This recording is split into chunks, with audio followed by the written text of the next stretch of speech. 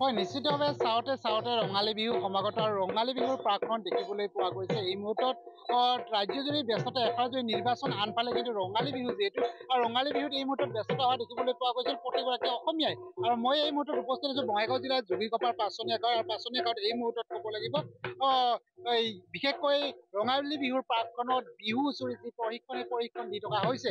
মই সতীৰ্থ সহযোগ এই মুহূৰ্তত এই দৃশ্যাংশ দেখুৱাই আছে আৰু ক'ব লাগিব প্ৰায় 7 দিনীয়াকৈ এই ধৰণৰ কাৰ্যসূচী অনুষ্ঠিত কৰিছে আৰু অনুষ্ঠিত কৰি এই ধৰণে ৰঙালী বিহুৰ প্ৰাকখনত প্ৰশিক্ষক দি আছে, যিসকল বিশেষকৈ উঠি অহা যুৱক যুৱতী, সেই যুৱতীসকলক বিশেষকৈ এই বিহুৰ যি কৰ্মশালা, সেই কৰ্মশালা অনুষ্ঠিত কৰি এক নতুন বাৰ্তা দিবলৈ বিচাৰিছে। মই হয়তো এগৰাকী এই আয়োজক কমিটিৰ লগ আছে, মই আপোনাৰ পৰা জানিব বিচাৰিছোঁ যে যোৱাবেলি দেখিবলৈ পোৱা গৈছিল যে আপোনালোকৰ যিবোৰ উঠি অহা যুৱচামক এনেধৰণে প্ৰশিক্ষণ দি আহিছে।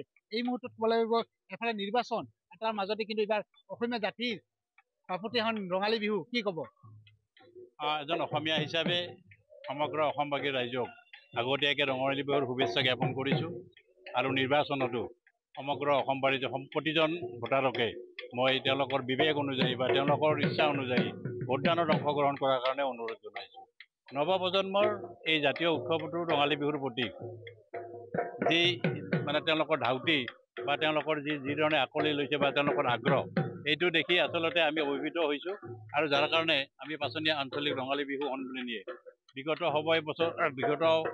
বছৰৰ দৰে এইবেলিও আমি ইয়াত প্ৰশিক্ষণৰ ব্যৱস্থা কৰা হৈছে, যাতে তেওঁলোকে নতুন প্ৰজন্মই এই বিহু নৃত্য শুদ্ধভাৱে সমাজৰ মাজত প্ৰদৰ্শন কৰিব পাৰে। ইয়াকে লক্ষ্য ৰাখি এই 7 দিনীয়াকৈ প্ৰশিক্ষণ আৰু 7 দিনীয়া আখৰা, এই 14 দিনীয়া কাৰ্যসূচী ইয়াত অনুষ্ঠিত কৰাৰ কাৰণে ব্যৱস্থা কৰা হৈছে। আশা ৰাখিছোঁ ইয়ে নৱপ্ৰজন্মক বিহুৰ প্ৰতি বা জাতীয় উৎসৱটোৰ প্ৰতি অধিক আগ্ৰহ কৰি তুলিব।